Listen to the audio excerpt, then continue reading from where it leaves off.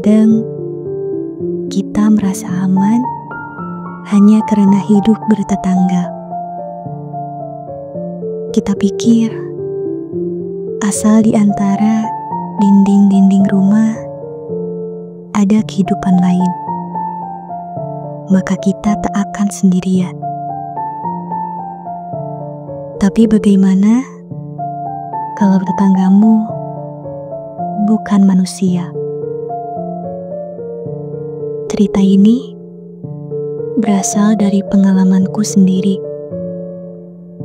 Sebuah rumah tua yang berdiri tepat di sebelah rumahku. Rumah yang gelap, bisu, tapi tak pernah benar-benar kosong. Aku pindah ke rumah ini saat baru mulai bekerja dari rumah. Rumah tipe lama di sebuah komplek yang sunyi.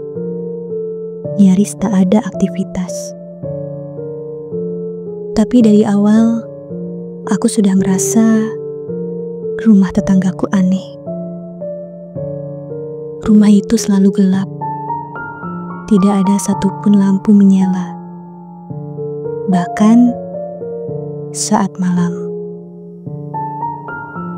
Jendela-jendela tertutup rapat. Catnya mulai mengelupas. Tapi hal yang paling ganjil adalah terkadang ada suara dari dalam rumah itu. Suara kursi digeser. Kadang suara orang batuk pelan. Suara seperti seseorang sedang menyapu lantai. Suatu malam, sekitar pukul 2 pagi, aku mendengar suara ketukan. Seperti mengetuk dari dinding kamar tidurku yang berbatasan langsung dengan rumah itu. Awalnya aku pikir hanya suara angin, tapi ketukan itu datang lagi dan lagi di jam yang sama. Selalu pukul 2 pagi. Karena penasaran, aku mulai memperhatikan rumah itu. Setiap malam, aku mengintip dari sela jendela kamarku. Dan pada malam keempat, aku melihatnya. Di balik tirai lantai 2 rumah itu, ada siluet seseorang berdiri, diam, tidak bergerak. Jantungku langsung berdegup kencang. Aku mundur pelan dari jendela dan segera menutup semua tirai. Esok paginya, aku bertanya ke satpam komplek, Pak Edi, masih ada orang ya di rumah sebelah saya itu?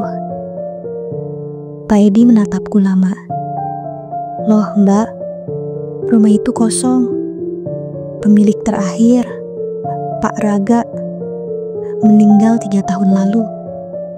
Loh, terus suara-suara tiap malam itu? Tanyaku. Pak Edi menatapku makin serius. Mbak, udah banyak yang dengar juga. Kadang terdengar anak kecil tertawa. Kadang ada suara orang menyapu. Tapi nggak ada yang tinggal di situ sejak Pak Raga meninggal. Aku masih tak percaya. Maka aku pasang kamera kecil di balik jendela, menghadap ke arah lantai 2 rumah Pak Raga. Malam pertama tak terekam apa-apa. Tapi malam kedua, tirai kamar lantai 2 itu perlahan terbuka sendiri. Lalu, dari baliknya muncul tangan-tangan panjang, kurus, pucat. Tangannya menunjuk langsung ke arah kamera, dan tiba-tiba kamera mati sendiri. Ketika aku cek pagi harinya, baterainya habis. Padahal semalam penuh. Aku mulai merasa ini bukan hanya suara-suara aneh. Sejak malam itu, rumahku mulai terasa dihuni sesuatu. Lampu sering berkedip-kedip, pintu kamar mandi sering terbuka sendiri. Aku sering terbangun tengah malam karena suara seseorang berjalan di loteng. Padahal aku tinggal sendirian dan tidak ada akses ke sana. Yang paling parah, malam itu pintu depan rumahku diketuk. Aku lihat dari balik lubang pintu, tidak ada siapa-siapa. Tapi saat kubuka, aku menemukan jejak kaki anak kecil di lantai depan. Jejaknya menuju ke rumah Paraga. Aku sudah sangat takut sampai tak bisa tidur. Aku duduk di ruang tamu, semua lampu menyala sambil menonton TV keras-keras. Sekitar pukul 2:15 pagi, TV mendadak mati. Rumah jadi senyap, listrik padam total. Dalam gelap, aku mendengar langkah kaki kecil dari arah dapur. Lalu, terdengar suara pintu lemari terbuka dan tertutup perlahan. Aku diam membatu, nafasku tercekat, lalu terdengar suara pelan seperti anak. Lalu terdengar suara pelan seperti anak kecil berbisik. Paraga belum selesai. Aku langsung pingsan. Setelah kejadian itu, aku dilarikan tetangga ke rumah sakit. Kata mereka, pagi harinya, aku ditemukan di halaman rumah, tak sadarkan diri.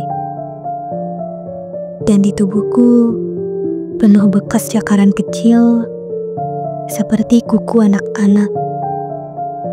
Pak Edi yang datang menjengukku, menceritakan semua yang tak pernah ia ungkap sebelumnya. Mbak, dulu sebelum meninggal, Paraga sering terlihat membawa anak-anak kecil masuk ke rumahnya malam-malam. Katanya mau belajar les, tapi mereka gak pernah kelihatan keluar lagi. Warga menganggap itu gosip, tapi sejak Paraga meninggal, rumah itu seperti dihuni kembali oleh mereka yang pernah masuk dan tak pernah keluar. Aku pindah beberapa minggu kemudian, tidak tahan dengan kejadian-kejadian yang terus berulang. Rumahku dijual murah, dan rumah Paraga masih berdiri, gelap, tak pernah menyala. Tapi suatu malam, saat lewat daerah itu, aku sempat menoleh, dan kulihat di balik tirai rumah Paraga ada 3 pasang mata kecil mengintip. Mereka tersenyum. Paraga belum selesai. Hati-hati, rumah kosong di dekat rumahmu. Kadang, yang kau anggap kosong justru menyimpan lebih banyak penghuni dari yang bisa kamu lihat.